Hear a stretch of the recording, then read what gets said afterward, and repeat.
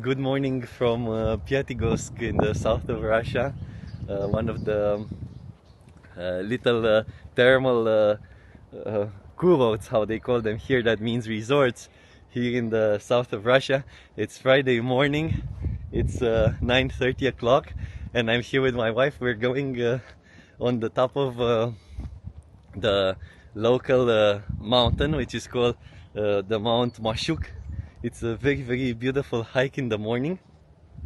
The Mount Mashuk is not a tall mountain, maybe it rises up to 850 meters. It's an atmosphere very similar to the atmosphere that I am experiencing in my hometown of Zug in terms of nature, of course. It's a very similar nature. We're about at the same latitude here.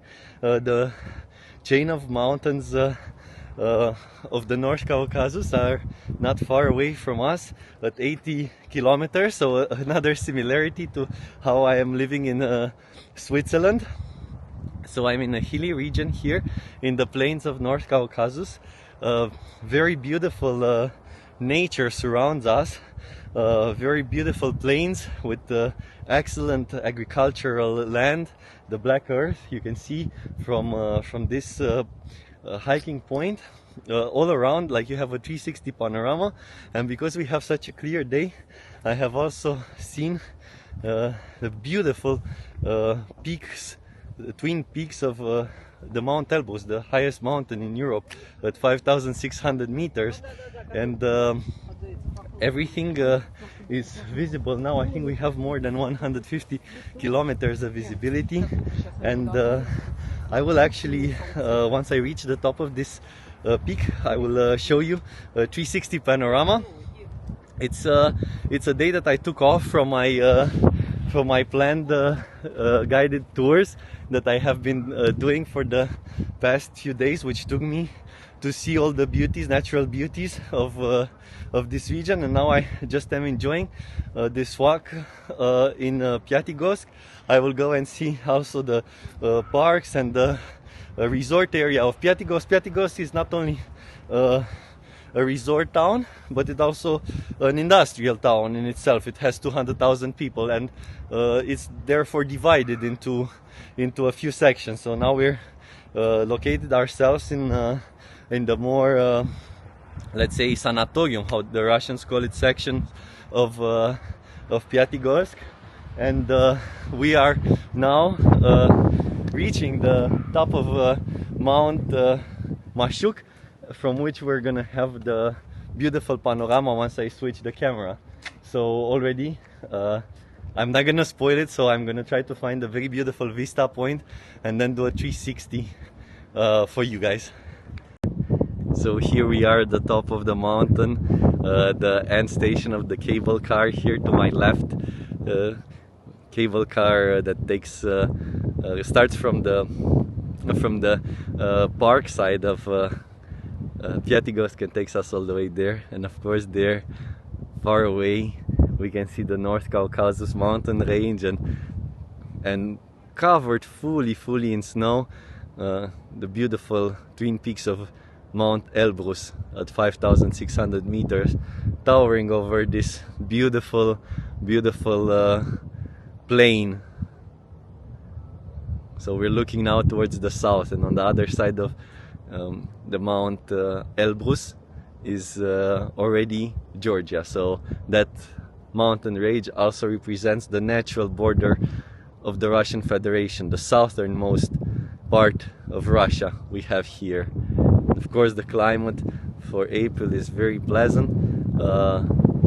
Here, at least in this part, if you go to the mountains, definitely it can change. That's why we can still see that snow. Yesterday I was in Donbai, so on the jagged part where you can see the jagged peaks, and it was very pleasant. Not so cold. But on Elbrus, when I was 3 days ago, you couldn't even see 10 meters in front of you because of a snowstorm.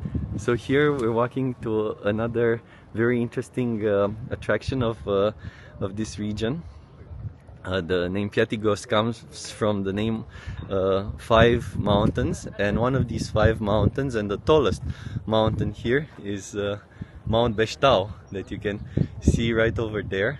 Of course, this also can be hiked, but it's a much more difficult hike because the Mount Beshtau goes all the way to maybe 1,500 meters, and it guards this entire valley. You can see also many tourists here, so I'm not the only one. Hello. Hi. It's a bit uncommon. Now tourism is a bit difficult to organize here, especially for us from coming from Europe. Even though my connection here from Switzerland was quite comfortable because I was flying to Istanbul. So with the 1-hour layover in Istanbul, reaching this region means just crossing the Black Sea. So for a total of 2 hours plus 2 hours flight, you can reach from Western Europe this place. Of course, you might be wondering, what am I doing here in this place? And this place is the place where the grandmother of my wife lives, and her mother. And the grandmother wasn't really feeling very well, and since it is the grandmother that was the one raising for a long time my wife wanted to make sure that she gets some time with the grandmother, because at an old age you don't know exactly how long we have our dear ones next to us. So that's why we traveled here. Very challenging situation also for us, because it's a bit difficult from also an administrative point of view to organize such a trip, in terms of payment, in terms of reservations, etc. But once we're here, it's just an amazing place to be. Behind my back here, facing the Mount Beshtau, it's a very interesting setup that is created. It's almost like a cinema room, a theater room, where there are these benches put so that people can just stop here and admire the beauty, like at the theater. It's like a nature show spectacle here that we can see. It's very beautiful. And another detail that I would like to show you, and I'm gonna shortly flip the camera. In Russia there is this tradition of creating such boxes for birds, like this one. They're called skvarechni, and kids do this in school, for instance, to learn how to work with wood. And also my wife told me that she was doing such little houses with the help of her father. So let me now flip the camera so I can show from closer one of the interesting Russian traditions. So here it is, one of these bird houses that students or pupils do in school, and then they hang out in these forests around town. Here, this one was very nice. This one, not so talented one created, or at least like it's actually nicely built, but it has a bit of this more plasticky appearance on the top. It's also like a very typical, so to say, Russian nature, with this forests of birch trees.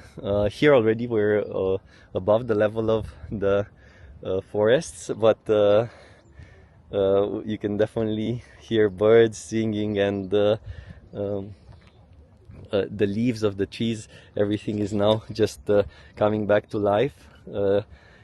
Blossoming trees, and a very peaceful Friday atmosphere. A very surprising thing to me is how few people are actually, compared to Switzerland, appreciating and enjoying this hikes in nature. So as we were hiking from the city down all the way here, we maybe encountered just 3-4 other people. For me, it's definitely the highlight of of the city of Pyatigorsk, this Mount Mashuk. So I was expecting maybe crowds of people just doing this hike as we're used to from in Switzerland, but no, here it's an activity more for passionate people rather than for the big crowds. This mountain hike. Here is an example of a group. Of course, most of this group consists of internal tourists that are coming from the different regions of Russia, flying in here and then taking maybe a 5-day stay in the region. We also met people that were traveling on their own, not as part of a group, for instance from St. Petersburg yesterday, as we did a horse ride in the Northern Caucasus. And here, the little panorama road around the peak of the Mount Mashuk. And over there, these very interesting types of nature landscape with these mountains just sprawling up from this great plain. Some of them are of volcanic origin, some of them are of non-volcanic origin. That is something that I learned from the guide. So something very interesting. If I'm not mistaken, also Mount Elbrus is of volcanic origin, even though the North Caucasus range is not. So I don't quote me on that. Maybe I will correct this later once I check this information that I provided. So here another side of the beautiful Mount Beshta that my wife really wanted to show me. And as always at these mountain destinations, there are these signs pointing to other mountain peaks around the world or destinations, and this is in particularly interesting because you can see there are so many of these signs. So here we can see, for instance, Saratov, Arnaul, Tulun. So that is in Mexico, Dongguan. Of course I read Russian, but it's not like my second nature, so I a bit have to decipher these panels. Look, Silz, Austria, also represented here. Perm, Smolensk. Maybe we can even see the distance from here to some place in Switzerland. Let's see if we can find it. So here we are boarding the cable car down from Mount Mashuk to Pyatigorsk. It's an old style, small cable car, but very beautiful setting. I actually really enjoy this more retro style of cable cars. Also in Switzerland we don't really have them anymore, just in very few places, very remote. I actually had also found similar generations there, but here, very nice. So here we are at the base station of the Pyatigorsk Mashuk cable car in the Kurort. That means in the resort part of Pyatigorsk, where all the former Soviet hotels were built. And they still operate today. Some of them have been renovated, some of them are still in the like older fashion. Here I wanted to show you an interesting thing. So I noticed that all the resorts around that I have visited have this Kurort 26.ru new resort maps, which are very nice. Actually, this is an example of like the newer, let's say, design aesthetic that all this region adopted. It's very nice actually to see this, and this whole thing replaces this more, let's say, ad hoc, random type of designs that you would be able to see various hotels adopting. They're just probably working maybe with some local contractor, but here there's like some more unified program of transforming and highlighting this region as a tourist destination, which is very nice to see because it's a thing done at quality and at scale. So here another example of one of these Soviet era hotels. So what is very interesting compared, if I would compare Russia to Romania and other countries from the former Soviet bloc, is that a lot of these hotels are still operating in government-operated fashion. They're still operated by the government. That means they haven't been privatized and are not operated by, let's say, international or even national private hotel chains, but they are actually still operated by the state. It's an interesting thing. I think it's a thing that is just very specific to Russia, because the rest of the Soviet countries fully privatized this tourism industry, but here there is still the state-operated tourism industry, and it's actually very active. So like, for instance, all the group that I was part of were people living in such hotels and sanatories. What is actually nice, a plus of this thing, of course, you know, like probably many people would always say, like the minuses, you know, privatization, like private versus public sector, always the private sector wins. I'm not gonna go into that debate. I'm just reporting what I'm seeing. And what I can see as an interesting thing here compared to Romania, for instance, is that these state-operated institutions are actually well maintained. So everything that is of public interest here is of much better quality than publicly operated things in our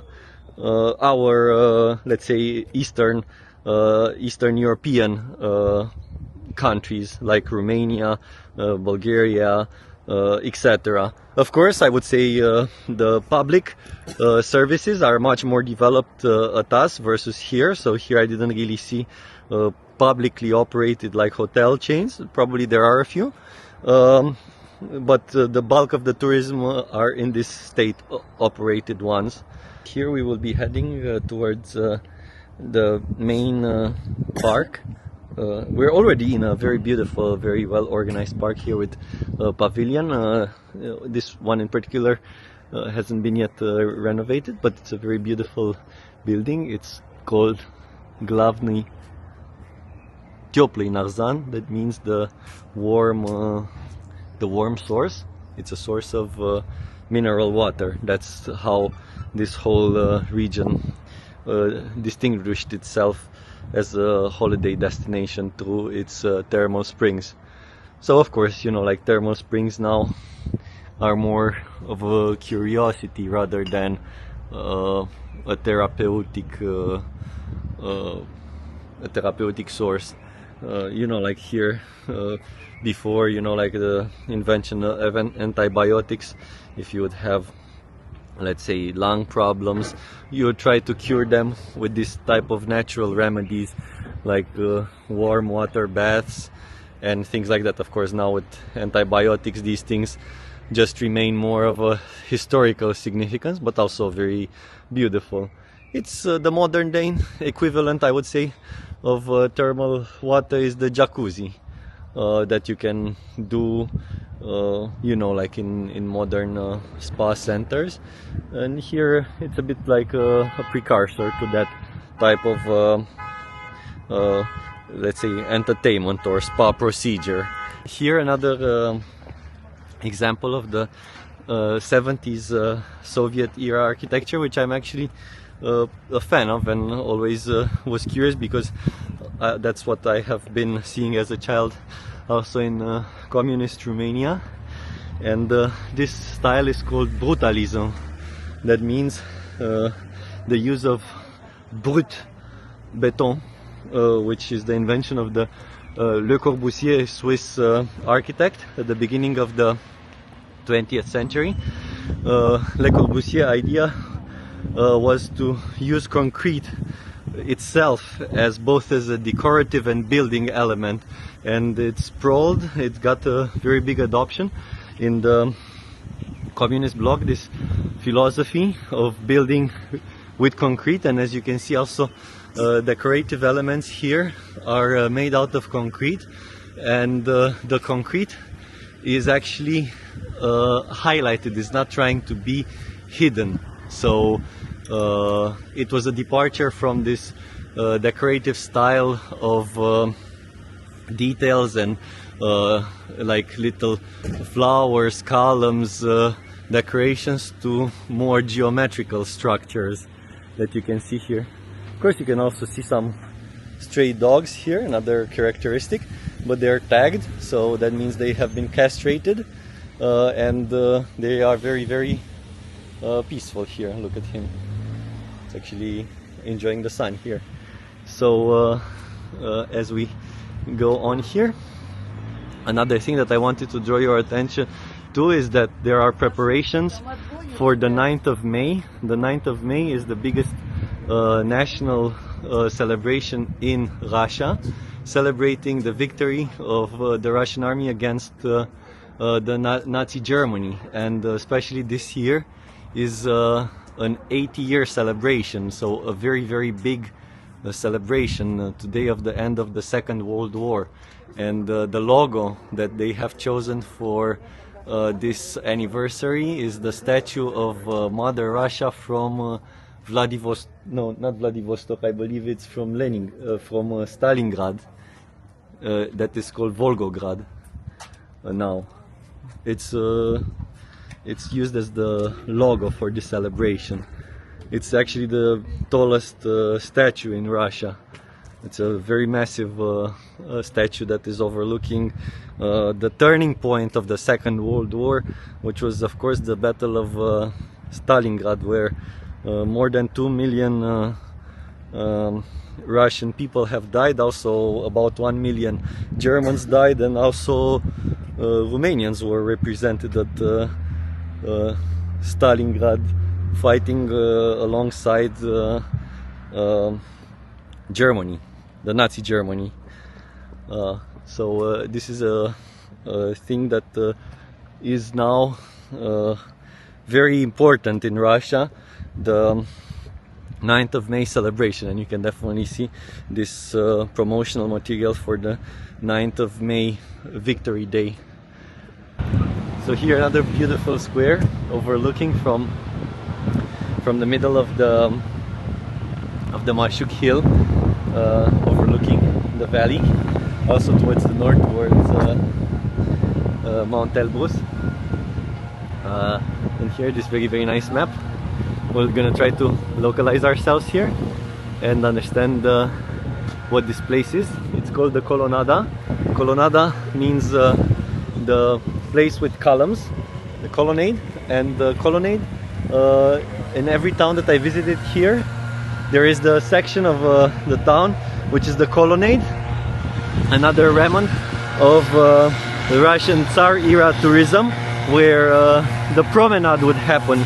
It's like the main square where people, these ladies in like these very big dresses, and men would walk in the evening, talk together, maybe even develop relationships, like in the famous The Lady with the Dog play by Chekhov, which actually was inspired from his stays in Kislovodsk, a town very similar to this one, not far away, maybe 20 kilometers here, which we're going to visit shortly. So the colonnade is the main square on the promenade path, which we're seeing. Here to our right we have what is called the Pyatigorsk Vanne.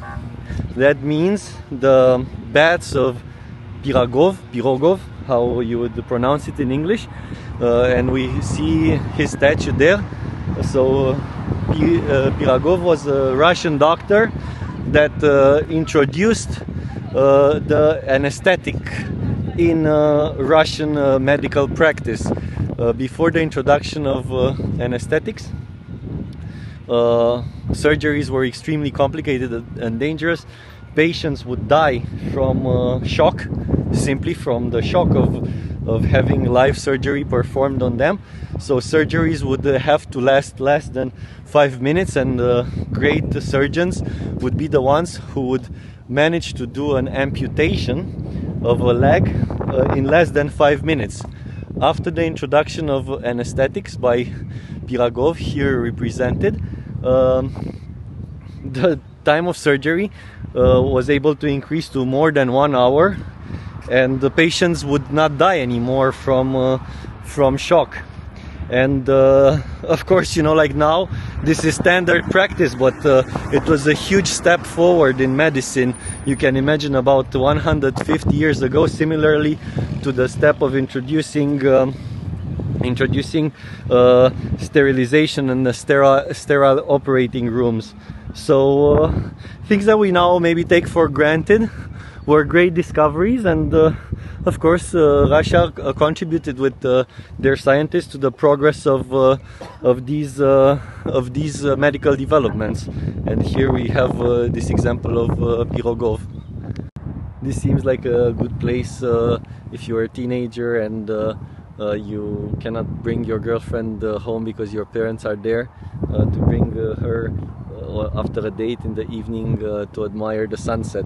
So of course Russians, like also like Americans, like everyone, like to have these evenings together in a couple, overlooking the sunset. I have seen in my previous days also here couples walking at sunset. It's very romantic place, and I'm here also in I must say in this romantic mode together with my wife here.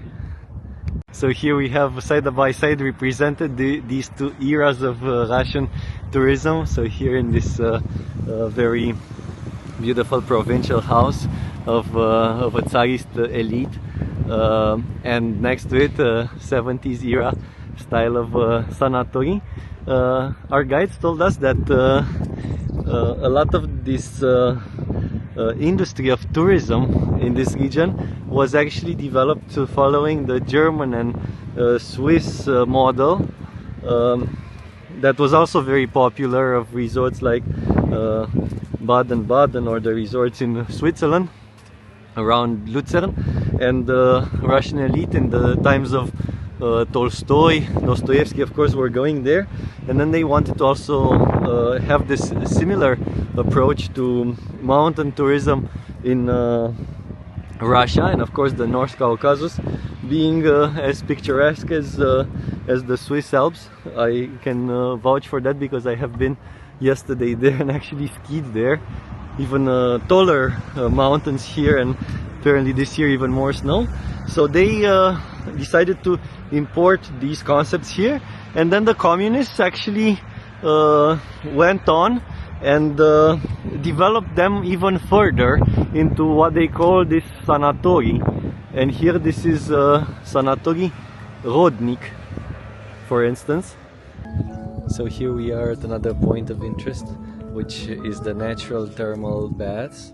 You can see them here as I'm pointing down the camera down. That water actually that accumulates there is warm water, and then it overflows past the stones on the rainy season, and you can go and actually enjoy a thermal bath here. And right now there's not enough water, but we're gonna go to the main source of this thermal water that is also full of this sulfides, and we're gonna enter here in the mountain. It's going to be a very interesting view because it's a cave with a natural opening to the sky. So let's go in, and I'm gonna film shortly.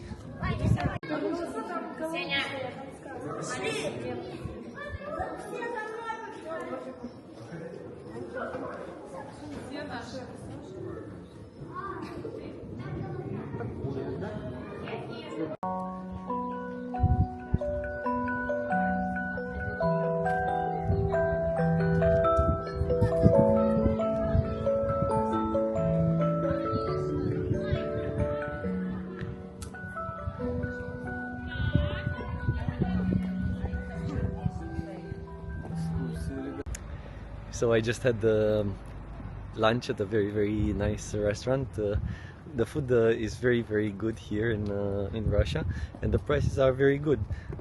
Generally, you would pay for a meal that includes a glass of wine, a fish, some zakuski, how they call it here, the appetizers.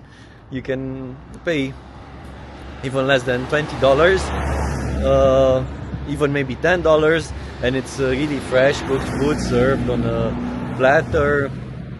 Very nice. So definitely I think to try the restaurants here in Pyatigorsk. The restaurant of the hotel that I'm hosted in is more of this old, let's say, Soviet style that wasn't updated to the newer design, but just go outside of those standard, let's say, official tourist places, and you will find great options. Also in terms of coffee stores, in terms of restaurants, in terms of food.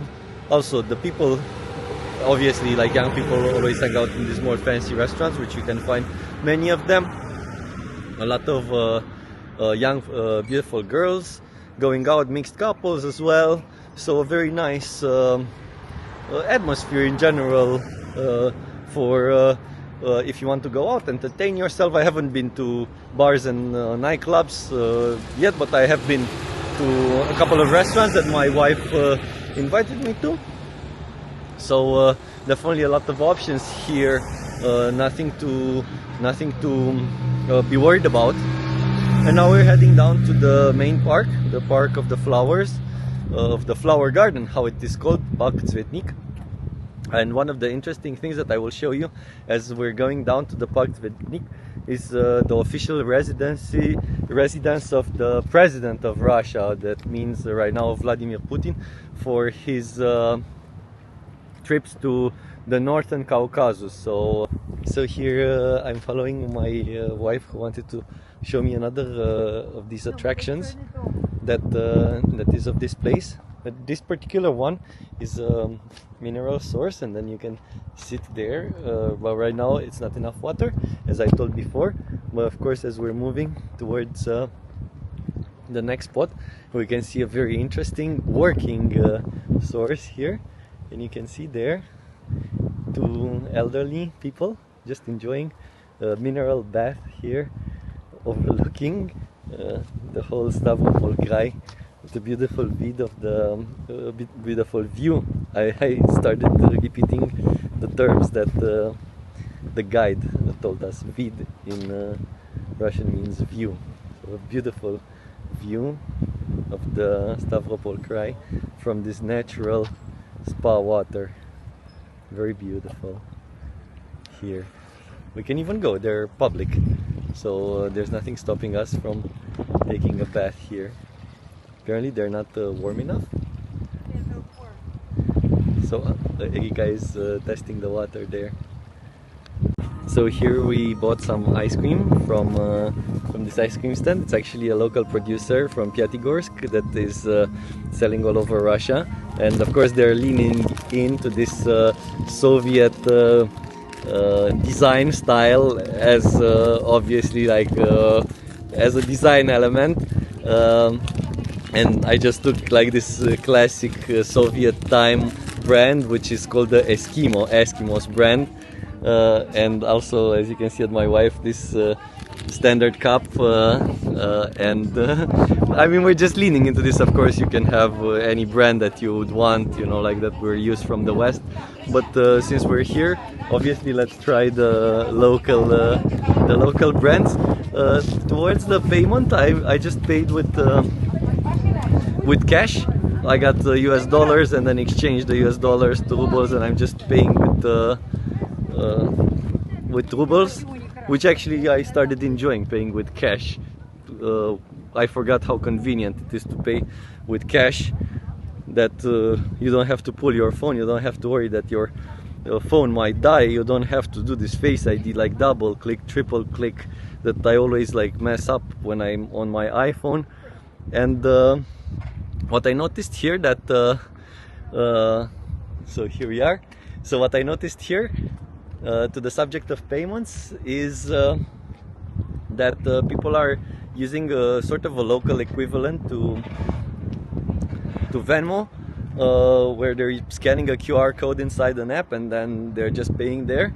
Of course, there's no more of these Western services, even though prior to my visits in Russia 4 years ago, of course, we could have been using the services from the West. Like I know I have been using PayPal for online payments here when I was ordering flowers for my wife, and I remember using Revolut as my credit card and payment supplier, but of course these ones don't work now, so that makes it a bit difficult.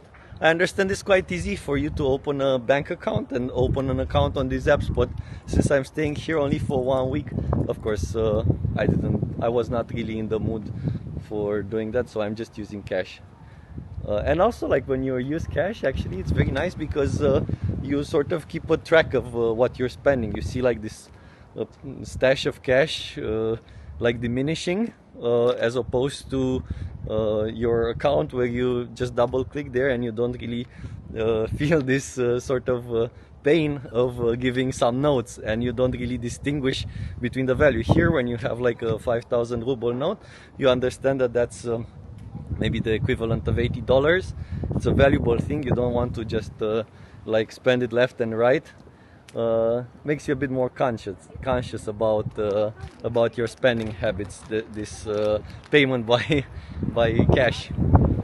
So here, as I'm heading down to the main park, I'm just very reminded that for the Western tourist, this place is very similar, I would say, to Italy in terms of course, climate and nature. Being roughly at the same altitude and having also the influence of the Black Sea here, it gives a bit of this Mediterranean atmosphere, which is also specific to other places in the regions like Georgia. It's also a wine growing place. You can have local wine, and generally this warm atmosphere determines people to behave in a similar way. So I could definitely see here, if there would be, let's say, some renovation work, the construction site would look very similar to maybe a construction site in Italy. Not in this way that is you know, in the northern European countries, everything like super well organized in its place, but there's definitely elements of randomness. What I would also say is that the city in its tourist places is extremely clean.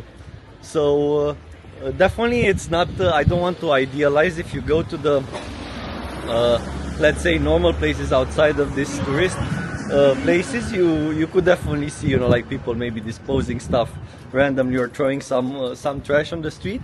But here everything is sparkling clean, even though it not might be, you know, like of the most perfect type of renovation or the most the highest quality construction materials being used, but it gives a sense of very proper cleanliness, which makes it very pleasant to walk. And this is something, unfortunately, that in our western towns, it's like people somehow lost this idea of respecting the city. Like everybody just thinks for themselves, and public property has really no respect.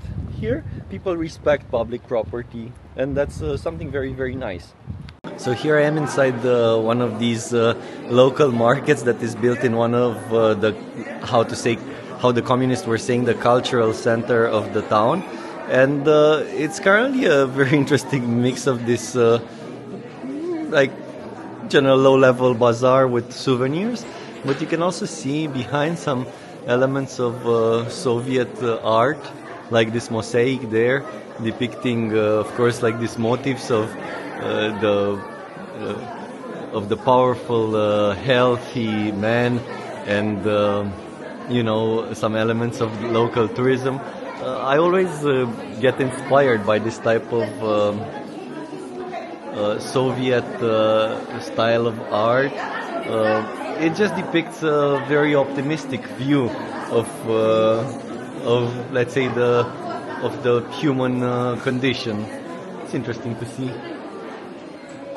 Also there. Let's go and drink water. Yeah, and here this is the public degustation place where you're tasting place for such mineral waters. So Erika just got some cup, and we can try one of these mineral waters. So here we're in the main park, and as we can see here, one of these older pavilions with the stained glass. It is called the Galeria Masterov. That means the Gallery of the Masters. It has some local higher end products, and here we can see all these black limousines, these BMWs, because right here in front, this building in pink color with the Russian flag on top is one of the summer residences of the President of Russia. So let's try to film it. I hope I'm not gonna have any discussions with the security agents here that are guarding this building. And of course we can take a look here. So this is the building of a former hotel here, transformed in this very beautiful residence, official residence.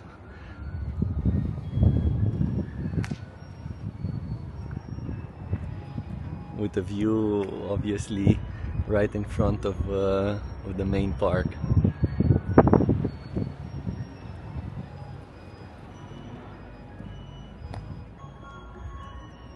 And this park bears the name of the Park Цветник.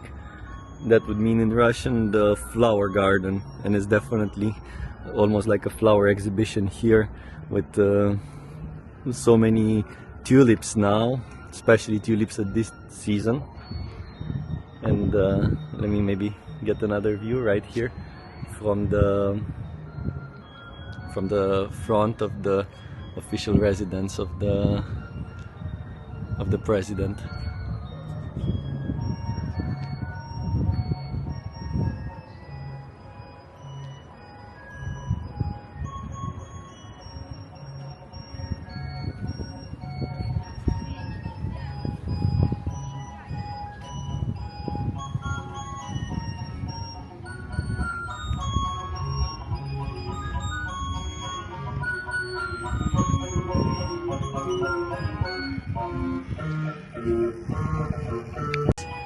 Here in the flower park, Park Цветник, everything shining here in the spring light after a few days of constant rain.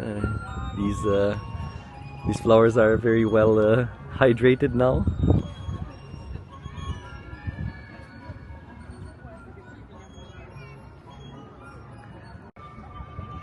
And here another of these signs of the first Tsarist time Russia, Empire Russia, the Pavilion of Arts, functioning now as a gallery. Inside there are temporary exhibitions right now, an exhibition dedicated to the Russian-Indian friendship. So it's sort of a mix of cultural souvenirs, pieces of art accessible to let's say all budgets, but mostly lower budget. Very beautiful. Another beautiful angle of this gallery, and here at the billboard we can see what is in the program. I see Tchaikovsky, then play by Chekhov, if I'm not mistaken. So there's definitely a lot of pride and continuity here in Russian culture. They definitely appreciate the Russian classics in all fields of art, but also there is a lot of respect towards European and Western culture, classical culture. And this is something that I have learned from the presentations that that our guides offered us. So I definitely have found here monuments dedicated to Western European artists or scientists. So it's something that is still cherished here.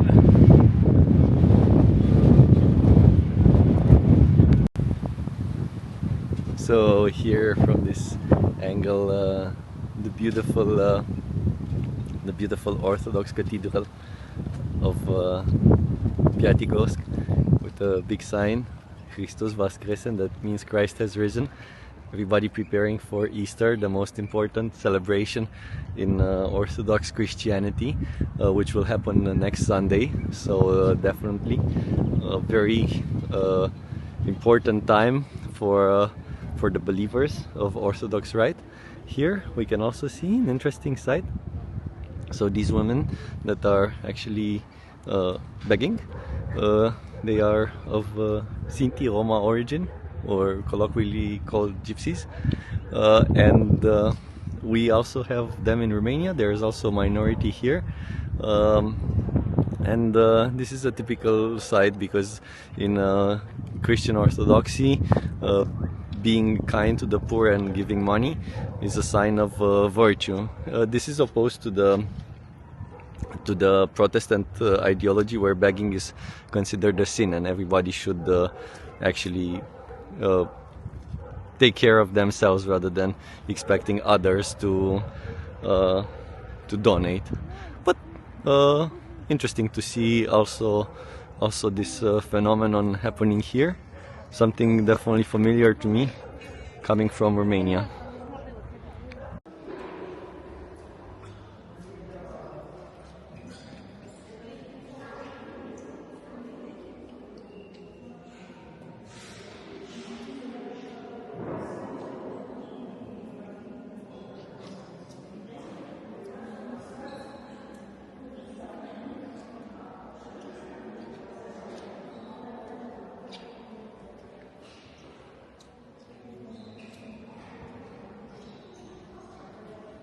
Very beautiful monumental church, and the interior, out of respect of course I didn't talk there, but very impressive, the quality of these paintings and everything, following this palette of green as opposed to the palette that I have seen in Kislavos that was mostly focused on the blue color.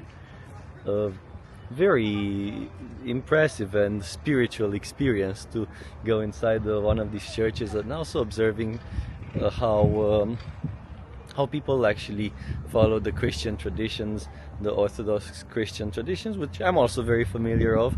My mother is also a devout Orthodox Christian, and that is something that I respect a lot.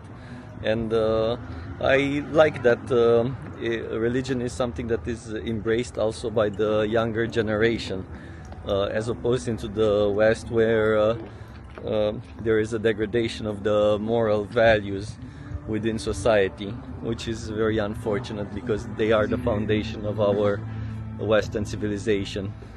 And here maybe the central cultural figure of the city of Pyatigorsk, which is Mikhail Lermontov, also 19th century writer, poet, also died very young, also in a duel, and also here in Pyatigorsk. So actually the site of the death of Mikhail Lermontov is a site not far away from the Mount Mashuk that we climbed, and he died in a duel caused by a dispute over women. So that was what our guide told us. And Mikhail Lermontov is a celebrated figure here, and definitely got as a reward, aside from the memorial at his dueling site, he got the main and best placed park of the city, which we're looking here now, right next to the church. So right here, after we had this very tasty snacks in the coffee store, I'm ending my tour of Pyatigorsk.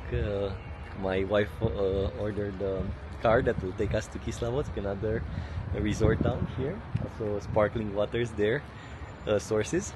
And I'm gonna put an end to this video here. It was a very pleasant walk, especially because of the weather. And here we're at the base of these staircases that are leading up to the Lermontov park.